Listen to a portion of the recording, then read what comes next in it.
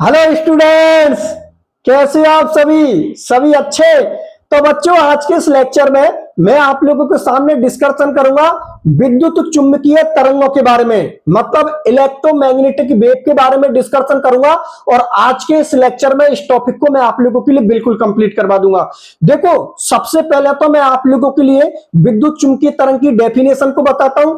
Definition को बताने के बाद फिर ये जो आप लोगों का डायग्राम है, इस डायग्राम पे एक्सप्लेन करूंगा और इसके कुछ एग्जाम्पल हैं। उन एग्जाम्पल को बताने के बाद कुछ विद्युत चुंबकीय तरंगों के गुण है, तो उसके प्रत्येक गुण को मैं आप लोगों को सामने एक्सप्लेन करूंगा। तो सबसे पहले तो मैं आप लोगों के लिए विद्युत चुंबकीय तरंग की डेफिनेशन बता देता हूं कि विद्युत चुंबकीय तरंग की क्या डेफिनेशन होती है। तो देखो बच्चों, उसके नाम से ही पता चल रहा है विद्युत चुंबकीय तरंग, मतलब ये वे तरंगें होती हैं जो विद्युत और चुंबकीय दोनों तरंगों से मिलकर बनी होती हैं। तो हम इस तरीका से इसकी डेफिनेशन बोल सकते हैं कि वे तरंगें जो विद्युत और चुंबकीय दोनों तरंगों से मिलकर बनी होती हैं, इन्हीं को हम क्या बोलते हैं, विद्युत चुंबकीय तरंग। और ये दोनों तरंगें एक दूसरे के लंबवत होती हैं। लंबवत का मतलब एक दूसरे की 90 डिग्री पर होती है। कौन सी तरंगें? विद्युत तरंग और चुंबकीय तरंगें, ठीक है ना। और इनके संचरण के लिए किसी माध्यम की आवश्यकता नहीं होती। संचरण का मतलब यह हुआ, जब ये तरंगें एक जगह से दूसरी जगह जाती हैं तो इन्हें किसी माध्यम की जरूरत नहीं होती। माध्यम का मतलब ना ही तो इनको ठोस माध्यम की जरूरत होती है, ना ही इनको द्रव माध्यम की जरूरत होती है, और ना ही इनको गैस माध्यम की जरूरत होती है। ये स्पेस में भी गमन कर सकती हैं। स्पेस का मतलब खाली जगह। खाली जगह के अंदर विद्युत चुंबकीय तरंगें एक जगह से दूसरी जगह आसानी से जा सकती हैं। इनको किसी भी प्रकार के माध्यम की जरूरत नहीं पड़ती। इनके कुछ एग्जाम्पल है। एग्जाम्पल अभी मैं आप लोगों के सामने लिखूंगा, लेकिन उससे पहले मैं आप लोगों के लिए डायग्राम बता देता हूं, ठीक है ना। जैसे ही आप लोगों का डायग्राम समझ में आ जाएगा, उसके बाद इनके मैं कुछ एग्जाम्पल है, उन एग्जाम्पलों को आप लोगों के लिए बता दूंगा। तो देखो बच्चों, ये आप लोगों की विद्युत चुंबकीय तरंग है। इस डायग्राम को आप लोग गौर से देखिए। ये आप लोगों को कौन हो गई? विद्युत तरंग हो गई। और ये आप लोगों की कौन हो गई? चुंबकीय तरंग हो गई। इसको मैंने ई बार से शो कर दिया, मतलब ये आप लोगों का विद्युत सदिश हो गया और ये आप लोगों का चुंबकीय सदिश हो गया, ठीक है ना। और ये एक दूसरे के क्या होते हैं? लंबवत होती हैं। एक दूसरे के लंबवत का मतलब ये हुआ, ये तरंगे विद्युत तरंगे और चुंबकीय तरंगे एक दूसरे के 90 डिग्री पर होती हैं। जैसे कि डायग्राम को देखिए आप लोग, देखो ये जो आप लोगों की ऊपर की ये जो तरंग है ना, मैंने ये वाली तरंग, इसको मैंने क्या माना है? विद्युत तरंग। और जो नीचे वाली है ना, इसको मैंने क्या माना है आप लोगों को सामने? चुंबकीय तरंग। तो देखो, विद्युत तरंग किस तरीका से चलते हैं, माना कि जैसे कि ये जो लाइन है ना, ये तरंग की कोई दिशा हो गई, ठीक है ना, जिसको मैंने बी बार से शो कर दिया, ठीक है ना। तो ये विद्युत तरंग इस तरीका से चलती है। देखो, ये विद्युत तरंग आप लोगों की इस तरीका से चलती है। तो चुंबकीय तरंग आप लोगों के लंबवत चलेंगी इस तरीका से। चुंबकीय तरंग आप लोगों की इस तरीका से चलेंगी। तो ये कौन हो गई आप लोगों की? विद्युत चुंबकीय तरंग, मतलब वे तरंग जिनके लंबवत विद्युत व चुंबकीय तरंगें होती हैं, उन्हीं को हम क्या बोलते हैं? विद्युत चुंबकीय तरंग। या ऐसा बोल सकता हूं, वे तरंग जो विद्युत और चुंबकीय दोनों तरंगों से मिलकर बनी होती है, उन्हीं को हम विद्युत चुंबकीय तरंग बोलते हैं। कुछ एग्जाम्पल है, उन एग्जाम्पलों को मैं आप लोगों के लिए बता देता हूं। तो देखो बच्चों, विद्युत चुंबकीय तरंगों की कुछ एग्जाम्पल है, जैसे कि परावैंगनी किरणें हो गई आप लोगों की। परावैंगनी किरणें, जो सूर्य से जो किरणें आती है ना, उनको हम क्या बोलते हैं? परावैंगनी किरणें। उसके बाद सबने देखा होगा एक्स किरणें भी होती हैं आप लोगों की। ये हॉस्पिटलों में करवाते हैं ना, एक्सरे बोलते हैं, वो भी आप लोगों की कौन होती है? एक्स किरणें होती हैं। एक होती है आप लोगों की गामा किरणें, ठीक है ना। एक कौन होती है? गामा किरणें। और होती है आप लोगों की रेडियो तरंगें। रेडियो तरंगें, रेडियो तरंगें। इसके अलावा हो गई आप लोगों की अवरक्त तरंगें। अवरक्त तरंगें, अवरक्त तरंगें। और हो गई एक एग्जांपल और ले लेता हूं मैं आप लोगों के लिए, दृश्य प्रकाश, ठीक है ना। दृश्य प्रकाश, ये सभी किसके उदाहरण है? विद्युत चुंबकीय तरंगों का उदाहरण है। इनके अलावा और भी बहुत सारी हो सकती है, मैं आदि लिख देता हूं। ये 6 एग्जांपल आप लोग ध्यान में रखें ना। ये जो मैंने 6 एग्जांपल आप लोगों को सामने लिखे ना, ये विद्युत चुंबकीय तरंगों के उदाहरण है। जैसे कि परावैंगनी किरणें, सूर्य से जो किरणें आती है ना, उन किरणों को हम क्या बोलते हैं? परावैंगनी किरणें बोलते हैं। एक आप लोगों की एक्सरे, खूब आप लोगों ने हॉस्पिटलों में देखा होगा, जो माना कि किसी का फ्रैक्चर हो जाए तो फ्रैक्चर होने पर आप लोगों को पता है एक्सरे करवाते हैं। एक्सरे क्या करता है कि शरीर के अंदरूनी हिस्सा, जो शरीर का अंदरूनी हिस्सा होता है ना, उसका एक डायग्राम बना देता है कि भाई अगर शरीर के अंदरूनी हिस्से में अगर कोई चोट आई है तो वो एक्स किरणें जाके उसका एक डायग्राम बना देती है और उसके आधार पर फिर मरीज का ट्रीटमेंट किया जाता है। एक्स किरणें, आप लोगों की गामा किरणें, जिनकी भेदन क्षमता सबसे ज्यादा होती है गामा किरणों की, ठीक है ना। उसके बाद आप लोगों की रेडियो तरंगें होती हैं, अवरक्त तरंग होती है, दृश्य प्रकाश होते हैं, ये सभी विद्युत चुंबकीय तरंगों के एग्जाम्पल होते हैं। मेरी बात आप लोग समझ में आ गई ना। तो विद्युत चुंबकीय तरंग प्रत्येक बच्चे की क्लियर होनी चाहिए। और एक बात जो अभी मैंने आप लोगों के लिए बताई है कि इन तरंगों के लिए किसी माध्यम की आवश्यकता नहीं होती, ये स्पेस में गमन करती हैं। स्पेस का मतलब होता है खाली जगह।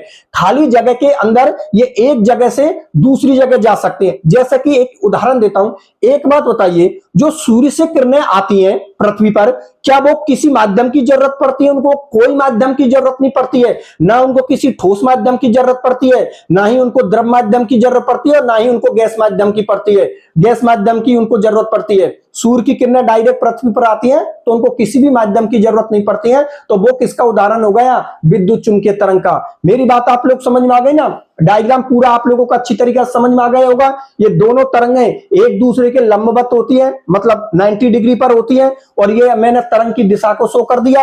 ये ऊपर वाली आप लोगों की विद्युत तरंगें इस तरीका से चलती हैं, उसके लंबवत आप लोगों की चुंबकीय तरंगें इस तरीका से चलती हैं। बात आप लोग समझ में आ गई? चलो ठीक है, बहुत अच्छी बात है। अब सुनो मेरी बात ध्यान से कि अब मैं विद्युत चुंबकीय तरंगों के कुछ गुण हैं, उन गुणों को मैं आप लोगों के लिए लिखा के और एक एक गुण को मैं आप लोगों के लिए समझा देता हूं, जिसके साथ ही हमारा ये टॉपिक कंप्लीट हो जाएगा। तो देख लो बच्चों,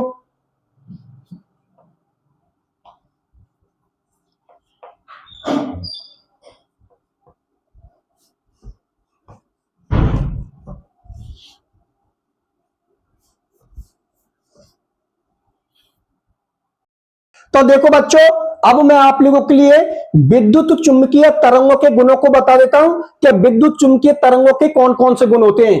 यहां पर मैंने आप लोगों को सामने विद्युत चुंबकीय तरंगों के 5 गुण लिख दिए। अब मैं एक एक गुण को मैं आप लोगों के लिए एक्सप्लेन कर देता हूं। तो देखो बच्चों, विद्युत चुंबकीय तरंगों में निम्न गुण होते हैं। पहला गुण कौन सा है कि इनके लंबवत विद्युत व चुंबकीय क्षेत्र होते हैं। यह बात मैंने आप लोगों को शुरू में ही बता दी थी कि विद्युत चुंबकीय तरंग किनको बोलते हैं हम, कि वे तरंगें जिनके लंबवत विद्युत व चुंबकीय क्षेत्र होते हैं उनको ही हम क्या बोलते हैं? विद्युत चुंबकीय तरंग। तो पहले गुण के अंदर तो किसी भी बच्चे को कोई दिक्कत नहीं है, ये आराम से आप लोगों को समझ में आ गया। दूसरे गुण यह है कि इनकी प्रकृति अनुप्रस्थ होती है। अब इनकी प्रकृति अनुप्रस्थ किस तरीका से होती है, एक डायग्राम के आधार पर मैं आप लोगों के लिए समझा देता हूं। देखो बच्चों, ये कोई तरंग है, ठीक है ना। मैं यहां पर लिख देता हूं, ये कोई तरंग है और उसकी मैंने दिशा लिख दी, तो मैं यहां पर लिख देता हूं तरंग संचरण की दिशा। तरंग संचरण, तरंग संचरण की दिशा, ठीक है ना। तरंग संचरण की दिशा, कोई तरंग है और संचरण का मतलब एक जगह से दूसरी जगह अगर ये ट्रांसफर हो रही है या एक जगह से दूसरी जगह जा रही है तो वो कौन हो गया? संचरण। और मैंने उसकी दिशा लिख दी, तरंग संचरण की दिशा।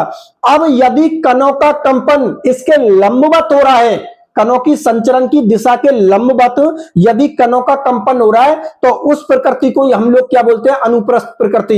लंबवत किस तरीका से, उसको भी मैं आप लोगों के लिए समझा देता हूं। देखो बच्चों, कणों का कंपन यदि लंबवत हो रहा है, इस तरीका से लंबवत हो रहा है, तो यह प्रकृति आप लोगों की कौन सी हो गई? अनुप्रस्थ प्रकृति। कौन सी प्रकृति हो गई आप लोगों की? अनुप्रस्थ प्रकृति। अनुप्रस्थ प्रकृति मैं लिख देता हूं, कणों का कंपन, कणों का कंपन, कणों का कंपन, तरंग संचरण, तरंग संचरण, कणों का कंपन तरंग संचरण की दिशा के लंबवत, की दिशा के लंबवत। अब देखो मैं आप लोगों के लिए फिर से बता देता हूं, ये जो अनुप्रस्थ प्रकृति है ना, इसका मतलब ये हुआ कि माना कि ये जो मैंने ये किसी तरंग को ले लिया और लिख दिया तरंग संचरण की दिशा, मतलब तरंग इधर से इधर की तरफ जा रही है, ये हो गई आप लोगों की तरंग संचरण की दिशा। और यदि कोई कण हुआ, ठीक है ना, और कणों का कंपन यदि तरंग संचरण की दिशा के लंबवत हुआ, इस तरीका से लंबवत हुआ, तो वो प्रकृति कौन सी होती है? अनुप्रस्थ प्रकृति। तो जो विद्युत चुंबकीय तरंग होती है ना, वो एक दूसरे के लंबवत होती हैं, इसीलिए इनकी प्रकृति क्या होती है? अनुप्रस्थ होती है, जो कि हमारा कौन सा पॉइंट है? दूसरा पॉइंट। तो दूसरे पॉइंट के अंदर क्या हो गया? इनकी प्रकृति अनुप्रस्थ होती है। ये मैंने आप लोगों के लिए समझा दिया। तीसरे जो प्रॉपर्टीज है या तीसरा जो इसका गुण है उसका है कि इनका वेग प्रकाश के वेग के बराबर होता है। बिल्कुल सही बात है। जो वेग प्रकाश का होता है ना, वही वेग विद्युत चुंबकीय तरंगों का होता है। तो तीसरे पॉइंट के अंदर अगर एग्जाम में क्वेश्चन बने तो आप लोग आराम से लिख देना कि इनका वेग प्रकाश के वेग के बराबर होता है। ये हम लोगों का तीसरा गुण हो गया। चौथे गुण को देखते हैं। चौथे गुण में यह है कि ये तरंगें निर्वात में भी गमन कर सकती हैं। अभी थोड़ी देर पहले मैंने आप लोगों से क्या बात बोली थी कि ये वे तरंगें होती हैं जो निर्वात का मतलब होता है स्पेस, स्पेस का मतलब होता है खाली जगह। तो ये तरंगें स्पेस में भी गमन कर सकती है, निर्वात में भी गमन कर सकती हैं, ऐसे बोल सकता हूं खाली जगह के अंदर भी एक जगह से दूसरी जगह जा सकती हैं। ठीक है ना। इनके लिए किसी माध्यम की जरूरत नहीं होती, ना ही तो किसी ठोस माध्यम की जरूरत होती है, ना ही किसी द्रव माध्यम की जरूरत होती है, और ना ही किसी गैस माध्यम की जरूरत होती है। ये आप लोगों का कौन सा गुण हो गया? चौथा गुण हो गया। पांचवा गुण आप लोगों का ये है कि जब ये तरंगें संचरित होती हैं, संचरित का मतलब एक जगह से दूसरी जगह जाती हैं, तो जब ये तरंगें संचरित होती हैं तो इनकी ऊर्जा में परिवर्तन नहीं होता। बिल्कुल सही बात है कि जो विद्युत चुंबकीय तरंगें होती हैं एक जगह से जब दूसरी जगह जाती हैं तो इनकी जो ऊर्जा होता है ना, उस ऊर्जा में कोई भी चेंज नहीं होता है, जो कि इसका कौन सा गुण हो गया? पांचवें नंबर का गुण हो गया। एक बार फिर से पढ़ के बता देता हूं। जब ये तरंगें संचरित होती हैं तो इनकी ऊर्जा में कोई भी परिवर्तन नहीं होता। ये आप लोगों को विद्युत चुंबकीय तरंगों का पांचवा गुण कंप्लीट होता है। अब देखो बच्चों, यदि एग्जाम में क्वेश्चन आ जाए आप लोगों के लिए कि विद्युत चुंबकीय तरंगें क्या हैं, इनके गुणों को लिखिए, तो मैंने आप लोगों के लिए विद्युत चुंबकीय तरंगों की डेफिनेशन बता दी, विद्युत चुंबकीय तरंगों के मैंने आप लोगों के लिए एग्जाम्पल बता दिए, विद्युत चुंबकीय तरंगों का मैंने आप लोगों के लिए डायग्राम बना दिया, और विद्युत चुंबकीय तरंगों के मैंने आप लोगों के सामने गुण लिख दिए। ठीक है ना। एग्जाम में क्वेश्चन आप लोगों के लिए किसी भी तरीका से बने, आप लोग आराम से जवाब दे देना। बाकी की सारी चीज मैंने बहुत अच्छी तरीका से नोट्सों में लिख रखी है, तो सभी बच्चों से मैंने बोल रखी है कि आप लोगों को 11th और 12th के जो कंप्लीट नोट्स है ना, वो राम चतुर्वेदी एकेडमी ऐप पर मिलेंगे। तो सभी बच्चे प्ले स्टोर से जाकर राम चतुर्वेदी एकेडमी ऐप को डाउनलोड कर लेना। वहां पर आप लोगों को कंप्लीट नोट्स मिल जाएंगे, 11th के भी कंप्लीट नोट्स मिल जाएंगे और आप लोगों को 12th के भी कंप्लीट नोट्स मिल जाएंगे। ठीक है बच्चों, फिर आज के लेक्चर को मैं यहीं तक रखता हूं, मिलता हूं अगले लेक्चर में, तब तक के लिए बाय बाय।